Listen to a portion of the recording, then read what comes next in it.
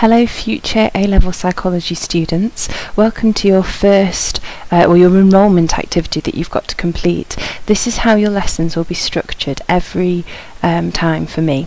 So every single week for homework I will set you a flip learning activity, and this is where you listen to the video, you make some notes, you do some simple activities, and then you bring that information with you to class during the week, and then we develop and extend that knowledge. So I'm going to tell you a tiny little bit about flip learning, and then we're going to go on to the psychology significant part of it, which is your aims and your hypotheses. So we've got flip learning. What is flip learning? It's something that's been around since the early 90s, 2000s. Lots and lots of different colleges and schools use it, and under lots and lots of different names. So you might have even done it at your school. I really like it, and I'll explain why in a moment. So it's just completing some pre-reading or activities outside of class. So in this case, I don't like the thought of you having to pore over really boring textbooks. Plus, and this is really important, the textbooks can only get you so far. I have read all of the individual textbooks, and I've combined the most relevant information based on what I know the exam asks of you. So that's means that you don't have to read lots of books, but you have a broad range of knowledge, and also more importantly, I've selected the bits that you need that will get you the highest marks in the exam. And it focuses on deepening understanding, revising practice activities, and exam technique. So inside class, what we're able to do, you come with a base knowledge, and then in class, we deepen that understanding. So we teach you more, we look in more detail, you can start revising almost immediately, we can do more practical activities, and most importantly, we can look at exam technique. So it makes the whole lesson much more fluid, much more interesting. Slightly harder work, but definitely worth the benefits. Now, it's not just harder work for you, it's for me as well. Research suggests generally positive results. Generally, there is a small significant improvement in students' grades in flip learning classrooms compared to non-flip learning classrooms. There has never been any studies, apart from one very poorly constructed study, that showed that there was flip learning reduced people's grades, and that was very poorly conducted flip learning and a very poorly conducted piece of research, which you can look soon as psychologists you'll be able to pick apart. A key thing that's found that's really important is improves attendance in classes. Lots and lots of students say they really like the fact that they know what's coming next. They know what they're going into in class because you've already looked at it.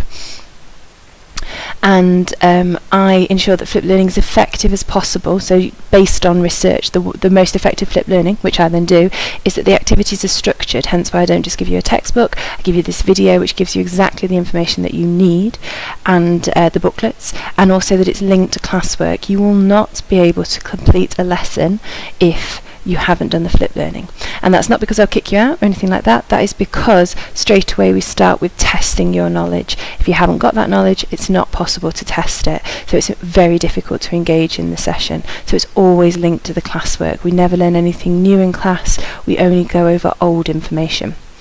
And then again, what research suggests is that students have at the start a mixed response. For you in particular, it's a brand new piece of a way of learning, potentially. You might have already done it in your classes, but also I have heard quite a few people mention that previously in their schools, maybe some homeworks either weren't given as rigorously or weren't enforced. So they were given, but they weren't necessarily chased up. With this, homework is given every week, which has its benefits because every single week you can time that you can complete it. You won't be surprised by extra homeworks. I try to keep the level of homework consistent, so you can always be organised and prepared there. Then over time, and I promise you this is the case, you will start to feel more positively about it. And the key thing that students like about it is that it gives you more active work in class. Some of that genuinely is active activities. If you ask any of the A2s, we do lots of fun stuff in research methods to make it practical. However, it means incredibly active work in that you'll be doing lots of marking exam questions, answering exam questions, reading exam questions, extending your knowledge, questioning, assessment, testing. So it's really beneficial. So if you don't like it at first, don't panic. You will start to appreciate it, and even if you still find it an unpleasant experience, without fail, every single piece of research has shown that students do appreciate the benefits. So it is worth it. Okay, and that's where I got all that information from about what the research suggests if you do want to have a read of it. That's not part of the homework, you don't have to. So, now you know what flipped learning is, what you need to do, and I've already explained, but you have to watch a video every week, make notes in a booklet, and complete the activities in a booklet before class, and it's as simple as that. There is one other piece of homework which is based on exam technique, which is where you complete exam questions based on what we did in the lesson, so the lesson before. So we teach you the lesson before, you do the exam questions, you mark them yourself, and then you do some pre-reading ready for the next session about something different. What do you do if you find something difficult? So I've emailed all of my students and I've asked them to give me some advice and guidance that I can pass on to you about how the flipped learning works and what to do if you find it difficult. So my advice would be to plan in a set time every week. You will get homework every week, so if you pick at random a particular day every week to complete your homework, then it's easy. It's a routine, it's regular, sit down, do it, done. Whereas if you don't pick a regular time, you keep putting it off, but worrying about it, and then finally you cave and do it at the last minute, you've wasted all that time worrying when you could have just got it done straight away. What I will say is, because we do assess your knowledge in the next class, depending on what type of person you are, it's good to factor in, so you can do it ahead of time. However, it might be worth making sure it's still close to the class, so it's still fairly fresh in your mind, but of course that's personal to you, but do bear in mind that's something to think about. Watch the video twice. So that's a piece of information that I found from lots and lots of people when I've researched how to do note making. So watch the video first without notes, and then the second time you want to make the notes. So get the feeling, the general idea of it, and then afterwards go back and pull out the really salient parts of it as well. Pause the video whenever needed. So that's why I do the video. In class you can't pause me, you can't, I suppose you could ask me to say something again, but if you need to listen to it a couple of times, or you want to pause me, make some notes and then listen again, please make the most of that. So pause the video whenever you need it, or if you're really struggling, every 30 seconds or so, just think about it. The idea is not for you to copy out word for word what I'm saying, it's to listen, to understand, and then make notes on the key parts of it. You can also use the textbook alongside it, however I recommend that you use it with a great deal of caution. New spec changes, not so new anymore. You'll be the fourth first year class that I will take through, I think. However, a lot of these books, the second edition hasn't come out, and the first edition was rushed through to be ready for September when the specification was confirmed in June. So, and they'd only seen some specimen papers. We're 4 years on, we know a lot more. I've done 4 years worth of marking and teaching, so the textbooks aren't the be all and end all. So but you can, however, if you really, really struggle listening to the video, you can use the textbooks. Try again. So this was a piece of advice that I got from a student who worked incredibly hard. She found the flipped learning really difficult, but she said her advice was to ask a friend or me for support. So she did come and meet with me. This is an unusual case. She met with me every week. She found it so tricky. That was just to support her. You shouldn't find it that difficult, but if you do, that is an option there. And keep trying. If you don't understand it the first time, that's fine. You're not supposed to. That's why it's a video that you can rewind and pause and listen to again. Try a few more times. Make sure it's your own work, otherwise you'll lose the benefit. So make sure you put the effort in. Small amount of effort into listening to the video, huge benefits in your exams. Another piece of advice that I had from another student, she said later in the year, so it might be difficult at first because it's a lot of new information, not quite sure how to do it, but maybe after October half term, as you listen to the videos, you can make the notes, and you can also create revision resources alongside it. So she suggested flashcards, and there's a lovely online resource, Quizlet, where you can create flashcards. So do the homework and create revision resources as you go along, so you can just use them to test your knowledge. And finally, any questions at all, please contact me on that email, or you can ring the college and ask to speak to me as well, or come in. I'm in room 130. Okay,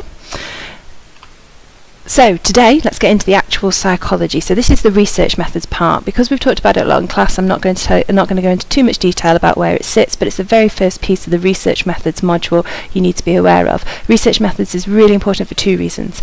It's a significant chunk of paper 2 independently. It is also embedded throughout paper 1, paper 2 and paper 3, and it makes evaluating things much easier. So even if it's not a research methods question, you can use research methods to evaluate things. So it is absolutely vital that you are well prepared for research methods. We go over it a lot, we practice it a lot, but it's really key that you are trying your hardest to understand it. You're going to identify, explain and write an aim. You're going to be able to identify and explain and operationalise an independent and dependent variable, and identify, explain and write a directional, non-directional, null and correlational hypotheses. Okay? So let's break that down a little bit further. I've been told by a lot of students when I teach them this that their aims are at GCSE how they were taught to write hypotheses. So I want you to forget whatever you've been told, unless it fits nicely with what we're teaching you, everything you've learned about aims and hypotheses, and refresh and use it again. So an aim always starts to investigate. Aims are dead simple to write, really easy, really nice. So just remember to investigate, and they are a short general statement about the topic area. So to investigate the effects of imagery on memory. Whereas hypotheses are a precise and testable statement, and the two most important things about that are the preciseness and the testableness. So it's got to be really, really precise, and that's something that we call operationalising, that it's so precise and testable. So that's also an element of operationalisation as well. So you must be able to test the statement. You can investigate the effects of imagery on memory, but to actually test the statement, it has to be really specific, and it's a prediction of the outcome of the experiment. So there will be a difference between those who see words and pictures and those who just see words and the number of items they recall. So look at the difference between the aim and the hypothesis and the level of detail that they go into. Okay? Focusing on aims, just to give you an example of the difference between an aim and a hypothesis, but at the end of this I'm going to write you ask you to write some aims, so if you focus on the aims. You've got the aim to investigate the effect of physical exertion on memory. The hypothesis, then much more specific, much more precise and much more testable. Participants who do 4+ hours of exercise a week will score at least 10 points higher on a memory test than those who only do 1 hour a week. Another one, aim to investigate criminal behaviour and brain activity. Very general statement. Hypothesis, much more specific. So all of the time the aim starting with the phrase to investigate. Whether or not a person has committed murder will have no effect on measurement of activity in the frontal lobes of the brain. So see the difference there. Criminal behaviour, brain activity, and then committed murder, not committed murder, frontal lobes of the brain. It's much more specific in the second one. Okay. So, in your booklets, there's a short activity asking you to write, look at the hypothesis and write an aim to it. If you're not sure what to do, go back and look at those examples and just give it your best shot, okay? Aim's nice and easy, don't overthink it. A really simple statement with that key terminology in there, okay? Pause the video here, fill in the booklet. You can decide you can do that the first time you watch it or the second, it's entirely up to you, and then we'll carry on to variables. So, independent and dependent variables. I think some of you, so I've always found this to be a mix. Some people have done this before. If you have, see what you remember and add in any new information, because it is A-level, so it does step up a mark from the GCSE science. If you've never heard of them before, start with a fresh slate. There is very little beyond independent and dependent variables that some people know and some people don't. After that, unless you've done GCSE psychology, which is a very small number of people, most people don't know anything, so don't panic about that. There is a table in your booklet. If you'd like to fill that in as I go along and explain the information, then you can do, because we will be checking that in class. So the independent variable is the variable manipulated by the experimenter, okay, or it does change naturally, but only occasionally. So the key one we'll think about for now is it's manipulated by the experimenter, so changed in some way.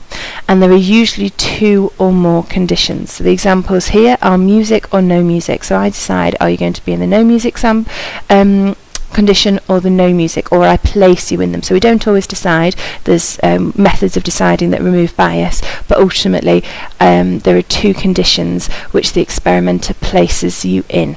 Or water and no water, so if you're very thirsty or if you're well hydrated, or if you're in the light or the dark and we're measuring something there. Okay, so there's the 2 conditions.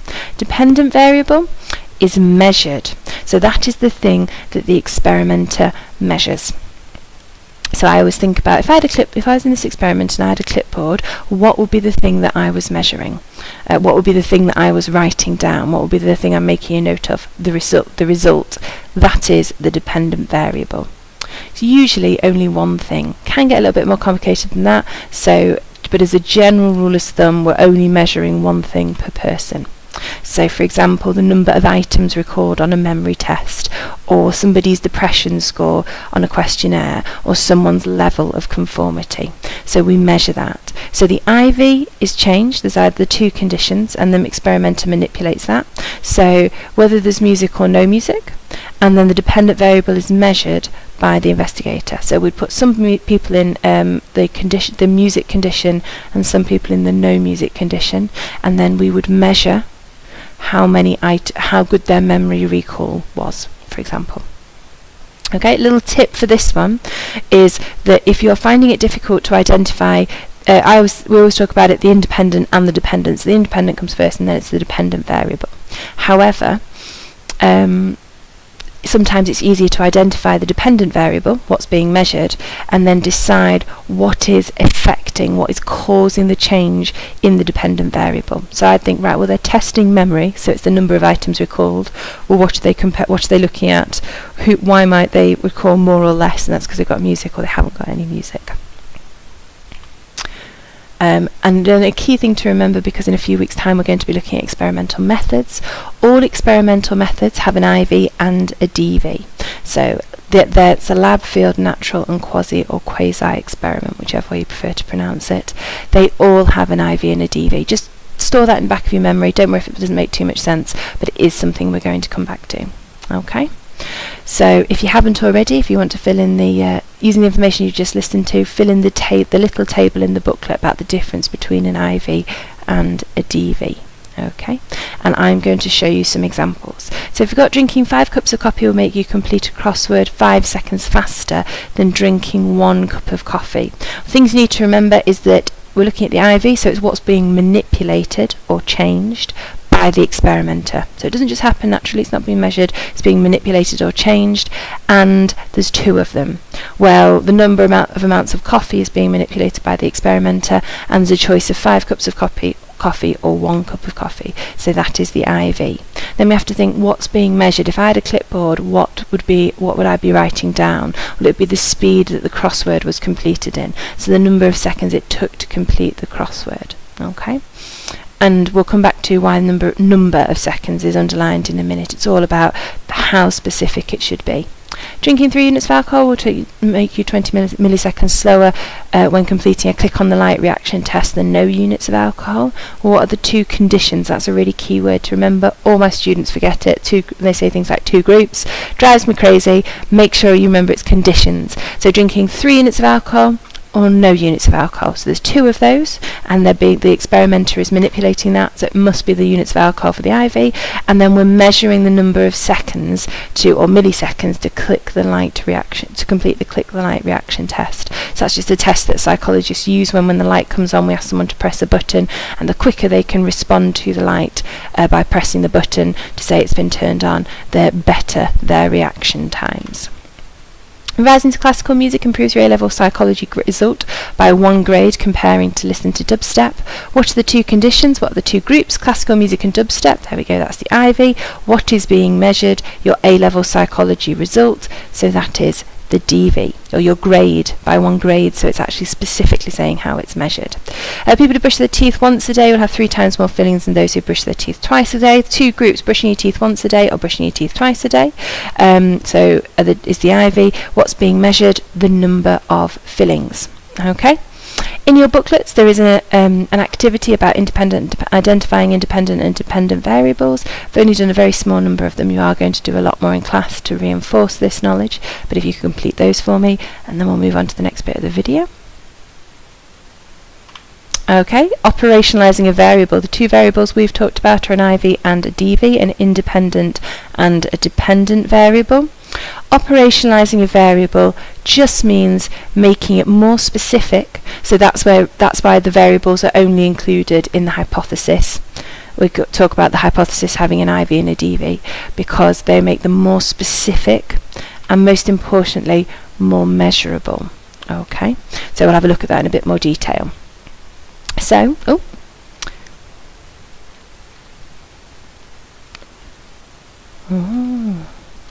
oh no, we've missed it off, that's no good. 1 second, let me just see if I can add that one. There we go. So the way that we operationalise an IV is we always identify both conditions, and as precisely as possible. So we always name both conditions, both groups that somebody could be in. For example, I bet you can't guess what's coming next. So we've got, if the IV was alcohol, then we could need to identify what does that mean? What are the two conditions? So condition 1 would be no alcohol, and we call that the control group. You might have come across that before. That's a very good piece of terminology to remember. Condition 2 might be 2 units of alcohol, and condition 3 might be 5 units of alcohol. So you would mention both or all of the conditions specifically. That is how you operationalise the IV, name both conditions. So someone might say age, well, that IV is not operationalised. Condition 1, 5 years, condition 2, 10 years. That is then operationalised. Frustration is the IV, but it's not operationalised. So in an exam you might get 1 out of 2 for that one. 1 mark for saying frustration, the second mark for operationalising it. So condition 1 might be have someone in the background talking on a phone while you're trying to concentrate, and number 2 might be silence. So again, the control group. Okay, and operationalising a DV, this one's the one students sometimes find more tricky. However, we work on it a lot and they do eventually get it. So DV, make it measurable. Does it create a number? So the question you need to ask yourself is, how am I measuring it? Does it create a number? Okay, so DV, if we said memory, 1 mark out of 2, or possibly no marks out of 1, because that is the DV, but it's not operationalised. So a score out of 10 on a memory test. So making it measurable, how are we measuring it with a memory test? What's the number? Score out of 10. Aggression, so how are we measuring it? What's the number? How many times, so that's the number part of it, isn't it? The number of times they hit someone in 5 minutes. A slightly terrifying experiment there. Maybe don't give you consent to take part in that one. DV, alertness, so spotting 10 hazards on a hazard perception test, or 10 plus hazards on a perception test. So the number is the number of hazards. The way we're measuring it is on a hazard perception test. DV, speed of completing a crossword, how many seconds it takes to complete a crossword. So the number, it's creating a number of seconds, and we're measuring it in crossword completion. And then caffeine, so you might have how many milligrams of caffeine, how many cups of coffee. There's lots of different ways you could measure that one. You might find when we talk about operationalising IV and DV in class that you will have very different answers between everyone will have different answers to each other.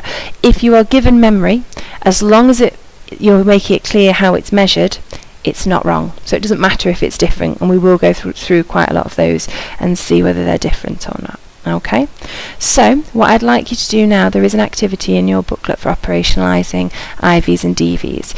It is going back over the IVs and DVs that we just looked at in your booklet, so the ones you've just identified, and seeing have you operationalised them. If you have, brilliant, you can have sit there being smug.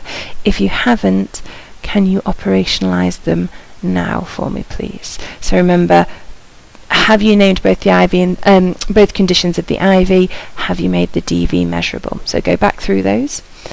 And then there is also, if you have done that fully, there is another task for everybody to complete.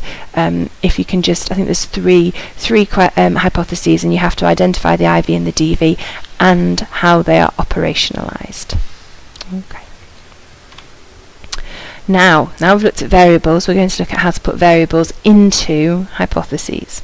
So there are lots of different types of hypothesis. There are alternative or experimental, and if you see the word alternative or you see experimental, it's exactly the same hypothesis, and this predicts that the IV will affect the DV. Listening to music will improve our memory score, the score on a memory test. Okay. Whereas a null hypothesis predicts there will be no difference between the IV. There'll be no difference between people who listen to music and those who don't listen to music, and the number of items they recall from a memory test. Okay. We will look at those in a bit more detail. Why are there the different types of hypothesis? And the picture down here might give you a little bit of a clue. A psychologist should never go into their research thinking they know the answer. So if they only had an alternative hypothesis, there will be a difference between boys and girls in their math scores, then there's an opportunity. If it's only the one, if you only have that one hypothesis and not the other, then it can lead to bias. So and we do look at this accidental bias, something called investigator effect. You might accidentally mark boys and girls, boys more harshly than girls, or you might give boys easier questions or girls easier questions accidentally, or worse than that, you might be tempted to cheat. So fraudulent behaviour, you might make up results or alter things or change things. And there's a story that a psychologist tells on one of the trips that we go on in November, where he knew that if this rat, he needed to see one, to make his results significant, he needed to see one more rat have these symptoms from this drug that he was trialling, and one of them was being nervous and jumpy and showing like fidgeting behaviours, and he was watching this rat, was sitting very still, looking very calm, very relaxed, and his time for monitoring his behaviour was up, so he just went and the rat jumped, and he got a significant result. Okay, so if you don't have the balance between the two, it is tempting to try and alter it slightly. By having both the alternative and the null hypothesis, it allows for balance and reduces bias. And what we talk about is accepting or rejecting the null hypothesis. So when we do a piece of research, we say we accept or reject the null hypothesis. So we have both of the hypotheses, and then we accept them or reject them based on the research that we find. It's a tiny bit more complicated than that, but we'll go through it and it'll make sense. So basically it's to reduce bias. Okay. These are all the different types of hypothesis. If you're not a visual person, this might not make sense to you. Don't panic. You will, by the time we've gone through these 100 times, it will be very clear what you need to do. So we have all the different types of hypothesis at the top. And there are 3 different types of hypothesis. There's the null hypothesis, there is an alternative and experimental hypothesis, and then there's one that's sort of a bit of a cheat, I'm not quite sure where to put it, the correlational hypothesis. Null, there'll be no difference. Alternative and experimental, there will be a difference. But it's not that simple. Alternative and null, there are 2 different types. There is a directional, so a one-tailed hypothesis, and a non-directional, so a two-tailed hypothesis. And we'll have a look at those next. Okay, so you know about null, you know about alternative and experimental. Now you need to know the different types of alternative and experimental. So, a non-directional or two-tailed, and it could be called either of those, and it's worth bearing those in mind. We do talk more about non-directional, but when we do statistics in the second year, it's useful to be aware of two-tailed. States there'll be a difference, but not which direction the difference will go in. So you'll see the phrase will have an effect on, or there will be a difference between, generally, not always, but generally. Whereas directional or a one-tailed hypothesis states there'll be a difference and what direction it will go in. So you'll see words like more, less, fewer, faster, slower. We will look at those and different examples of those in much more detail, so don't panic if you weren't 100% sure of that. The key thing to take away from this slide is when we'd use them. So a non-directional is when there's no reference to previous evidence, and this threw a lot of my students when they did the exams, exam questions in previous years, because one of the questions was which type of hypothesis would you use and why. So if it's non-directional, it's because there's no research, no reference to previous evidence. So how on earth are we supposed to know whether boys will be better than girls at maths if there's no research? We can't make a judgment. So we just say there'll be an effect, but we don't know which way it'll be. So gender will have an effect on maths ability. Whereas if there's been previous research, if there is research available, then it helps the psychologist decide. So we know that music helps concentration. So we can have a directional hypothesis that people who listen to music will remember more words from a list than people who don't listen to music. These are all the examples. If that didn't make any sense, apart from hopefully the previous research or no previous research part, this is the bit that you want to look at. So, the more caffeine you drink, the quicker you complete a crossword. Is directional or one-tailed? The word that gives you a clue there is the word quicker. So the more caffeine you drink, the quicker you'll complete a crossword. Hopefully you'll have all noticed these are not very good hypotheses. They have not been operationalised. The amount of caffeine you drink will affect the speed you complete a crossword. So there the phrase you're looking for is will affect. affect the speed you complete a crossword. It doesn't say which way, so it's non-directional or two-tailed. It could go either way. The more alcohol you drink, the slower your reaction time. The word there is slower, so it's directional or one-tailed. The amount of alcohol you drink will affect the speed of your reactions. So that's non-directional or two-tailed.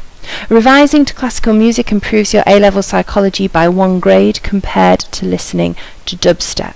Improves, so it is directional. It's saying how it's going to work.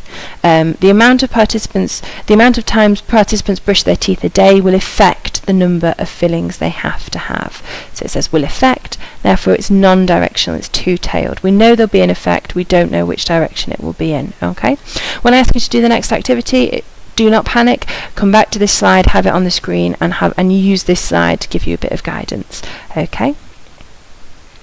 There is a formula for writing hypotheses. You don't have to use this way to get the marks in the exam. However, using this formula will mean you do all of the things that will get you 3 marks to get full marks for hypothesis question. So non-directional, there will be you should always start. There will be a difference between condition 1, boys, and condition 2, girls, and insert DV their maths scores. Okay. Whereas directional, condition 1, boys will be better at maths than girls. So this way it forces you to operationalise the IV, which saves you lots and lots of time.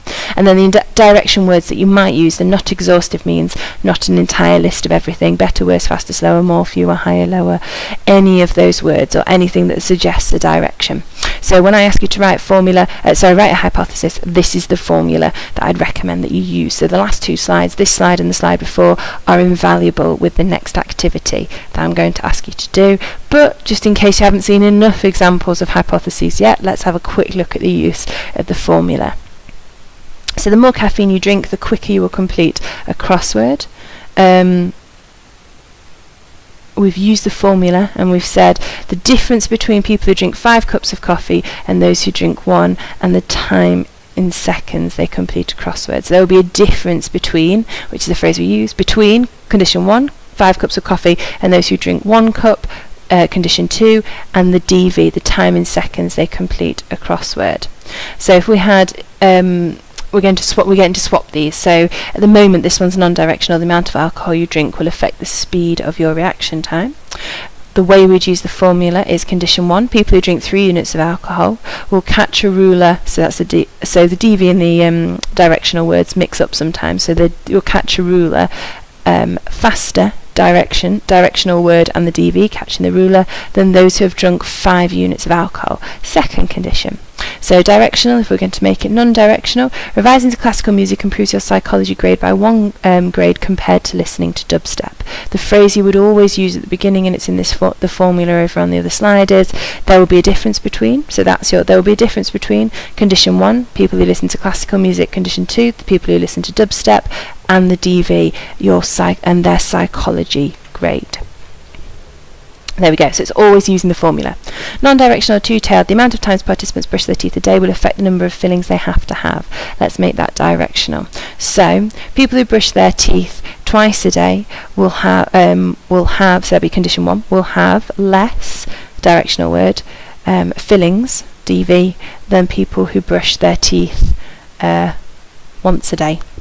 So people who brush their teeth twice a day will have less fillings than those who brush their teeth once a day. So that's how you would use the formula to structure it. Okay, so those last 3 slides are absolutely vital when I ask you to do this next activity. So the hypotheses activity in your booklet. So if you want to pause the video here, do not panic. There is one last really, really simple thing that we will look at. The last thing, correlational hypotheses. So if the exam ever uses the word relationship, and I've had so many students who've lost marks because they didn't read the stimulus in the exam carefully and they didn't see the word relationship. So burn it into your memory, relationship, you should use a correlational hypothesis, and everything else you should talk about should be correlation based. So in a correlation that's not an IV and a DV, they're called covariables, and we do talk about why later on in the term. It's because we're looking for a relationship in a correlation rather than cause and effect. So in cause IV, the IV affects the DV, so we call that cause and effect, whereas in a relationship, a correlation, we can only see a relationship, a link. We don't know which one affects the other, how they affect each other. So dead simple, this is nothing new, you'll be fine with this. The null hypothesis, there will be no relationship between foot size and height. So there will be no relationship. That's the null, N for null. And I should say this is a really good way to remember it. N for null, N for no. So there will be no relationship. And it's the same with the other hypotheses as well. There will be no relationship, or there will be no difference between. And then we go on to the alternative, or the experimental, non-directional. So we just say there'll be a relationship between foot size and height. We don't say what type of correlation, what type of relationship. And then finally directional. There will be a positive relationship between foot size and height. And we do look at correlation again, but I want to introduce it now as well. Another example, there will be no relationship between the number of pets and the happiness score, which is clearly not true. And then non-directional, there will be a relationship between the number of pets and happiness score, so there will be a link, there will be a relationship between how many pets someone has and a happiness score. And then, quite clearly incorrect, directional hypothesis is a negative relationship between the number of pets and happiness score. So as the number of pets increases, then your happiness goes down. That's a negative relationship. Clearly not the case. Definitely positive relationship. You want to have all the pets, okay, and bring them in and tell me about them as well in lesson. Right, so there are some examples. Dead simple activity I'm going to ask you to do on correlational hypothesis. Once you've got hypotheses, you've got correlational hypothesis. There's no difference between the null, alternative, and directional and non-directional. The key thing is you must remember, if you see the word relationship, that it is a correlational hypothesis that you will use. Okay. Complete the activity in your book, and that is it. Well done for surviving your first piece of flipped learning for A-level psychology. Please bring this to your first non-induction lesson with me. So the first week you'll have your induction, and Andy and I are going to deliver an activity together. The second week you're on your own, you're just with me, and you will need to know this information. Okay, so please bring your booklet with you. Any questions, email on the front, get in touch with me. Okay, thank you very much.